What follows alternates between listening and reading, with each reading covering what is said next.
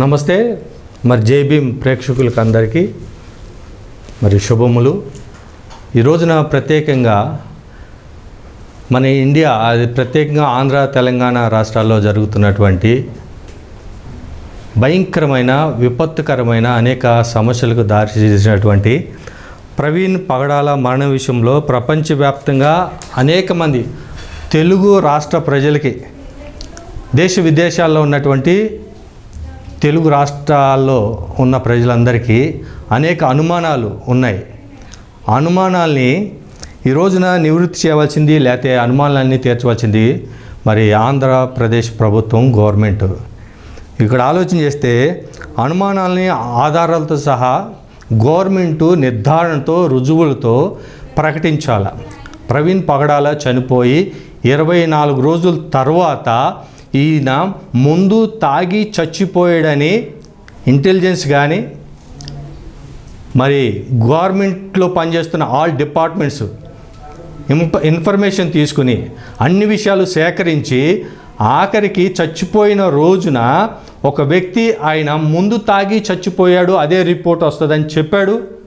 Government అంతా సేకరించి మరి ఇంటెలిజెన్స్, గవర్నమెంటు, తర్వాత పోలీస్ వ్యవస్థ ఏమేమైతే దీనిలో ఇన్వాల్వ్ అయ్యి ఇన్ఫర్మేషన్ తీసి సీసీ ఫొటోస్ సేకరించి ఏ విషయాలు బయటికి తీశారో చివరికి ఆయన ఏదైతే చెప్పాడో అదే గవర్నమెంట్ డీజీపీ పబ్లిక్గా మీడియాలో మరి అనౌన్స్ చేయటం జరిగింది. నేను ఇక్కడ ఆలోచించేది ఏంటంటే, ఒక వ్యక్తి హత్య చేయబడ్డాడు, భయంకర పరిస్థితిలో హత్య జరిగింది అని ఘోషిస్తుంటే 100% అనేక మంది మనసున్న వాళ్ళు, మానవత్వం కలిగిన వాళ్ళు ఆ పరిస్థితిని చూసి, ఆ మర్డర్ చూసి, ఆ స్థితిని చూసి అందరూ ఘోషించి మానవత్వంతో అది హత్య అని అల్లాడుతుంటే గవర్నమెంట్ మాత్రము ఈయన ముందు తాగి చచ్చిపోయాడని డిక్లేర్ చేసింది.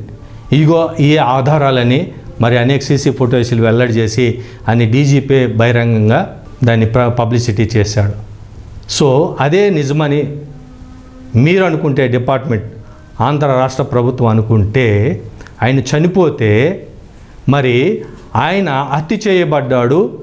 ఆ హత్య రాజమండ్రిలో ఉన్నటువంటి జాన్ వెస్లీ బ్లెస్సీ ఫ్యామిలీ చేయించారని ఎక్కడో దేశ విదేశాల్లో, యుఎస్లో ఎక్కడో ఉన్న వ్యక్తి మరి వీళ్ళు ఆల్రెడీ గవర్నమెంటు, ఆంధ్రప్రదేశ్ గవర్నమెంటు ఇది మందు తాగి చచ్చిపోయాడని డిక్లేర్ చేసిన తర్వాత ఎక్కడో ఉన్న వ్యక్తి ఇది మర్డర్ పలానా వాళ్ళు చేయించారని చెప్పటం మరి ఇక్కడ గవర్నమెంటు అమాయకత్వమా, గవర్నమెంట్ నిర్లక్ష్యమా, గవర్నమెంట్ చేతగానితనమా? అలా గవర్నమెంట్ డిక్లేర్ చేసిన తర్వాత ఎవడో ఒక వ్యక్తి, ఒక సంస్థే డిసైడ్ చేస్తే చచ్చిపోయాడు యాక్సిడెంట్లో అని చెప్తే ఎక్కడో ఉన్న వ్యక్తి ఇది ఆల్రెడీ మర్డర్ చేయబడ్డాడంటే ప్రభుత్వం చేతగాక ప్రభుత్వం చేతులు ఎత్తేసి ఆ దుప్పటి వేరే వాళ్ళ మీద వేసి ఆయన్ని మరి ఒకళ్ళతా తీసుకుని ఆయన్ని ఉసుగొలిపి ఆ నిందని వారి మీద వేయటానికి ప్లాన్ చేశారా? సో గవర్నమెంటే ఆధారాలు బయటికి తీయాలా. ఎవరైతే మరి జాన్ వెస్లీ మీద, వారి కుటుంబం మీద నింద వేశారో ఆ వ్యక్తిని బయటికి తీయాలా, ఆధారాలు బయటికి తీయాలా. ఆ వ్యక్తి చెప్పిన మాటలు విత్ ఎవిడెన్సులతో సహా వాట్సాప్లో వాళ్ళెవరో చెప్పారంటే ఆ చెప్పిన వ్యక్తి ఎవడు, ఇన్ఫర్మేషన్ ఇచ్చిన వ్యక్తి ఎవడు, అసలు ఎందుకు ఇచ్చాడు, అసలు గవర్నమెంట్నే నిర్లక్ష్యం చేసి, గవర్నమెంట్నే తిరస్కరించి, గవర్నమెంట్నే ఏముందిలే అని తీసేసి అసలు ఏమనాలి అర్థం కావట్లా. ఇంత నిఘా వ్యవస్థ ఉంది, ఇంత గవర్నమెంట్ డిపార్ట్మెంట్ ఉంది, ఆల్ ఫోర్సెస్ మరి ఇంటెలిజెన్స్ వాళ్ళకి తెలుసు, జర్నలిస్ట్కి తెలుసు, రిపోర్టర్లకు తెలుసు అసలు ఏం జరిగిందో. మనిషి అనే వ్యక్తికి, మనసున్న ప్రతి వ్యక్తికి ఇది మర్డరో హత్యో అందరికీ తెలుసు. ప్రపంచవ్యాప్తంగా నేను చెప్పేది ఏంటంటే, 2 వీలర్ మనుషుల చేతికి వచ్చినప్పటి నుంచి ఇంతవరకు ఫ్యూచర్లో కూడా ఇలాంటి యాక్సిడెంట్ అంటే మనిషి పడుకుని నువ్వు పైకెళ్ళు, ఓకేనా, నేను ఇట్లా కొట్టినప్పుడు నువ్వు వచ్చి పడు అని చెప్పి ఆ బండితో మాట్లాడి బండి ఎగ్జాక్ట్గా వచ్చి పడినట్టుగా. అంటే ప్రపంచంలో ఎన్నో సినిమాలు తీశారు, ఎన్నో సీన్స్. ఎటువంటి డైరెక్టర్ కూడా ఇలాంటి ఆలోచన, ఇలాంటి సీన్ క్రియేట్ చేయడం అనేది ప్రపంచంలో ఉన్న ఏ భాషలో సినిమాలు తీసినా ఏ ఒక్కడికి ఇలాంటి ఆలోచన రాల.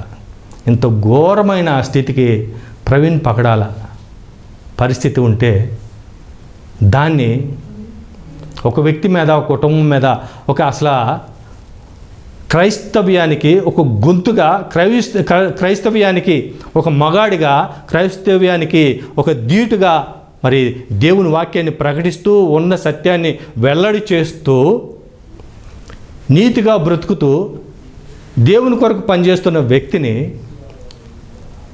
చంపి లేకపోతే చచ్చిపోయాడని చిత్రీకరించి ఆ నిందని ఒక అభాగ్యురాలైన, ఒక అన్యాయంగా ఒక స్త్రీ, ఒక ఆడబిడ్డ ఎవడైనా ఒక మగాడి మీద వేస్తే బాగుండు, ఒక ఆడ తను ఒక స్త్రీ మీద వేసి ఎంత అన్యాయం అండి. అసలు సిగ్గు అనిపిస్తుంది నాకైతే.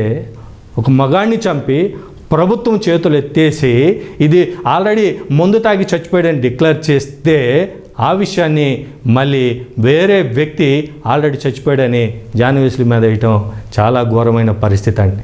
ఆలోచించండి, చాలా ఘోరమైన పరిస్థితి.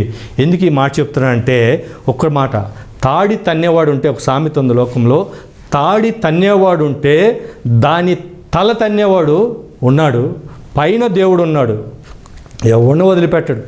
గుర్తుపెట్టుకోండి, పైన దేవుడు ఉన్నాడు, ఎవరిని వదిలిపెట్టడు.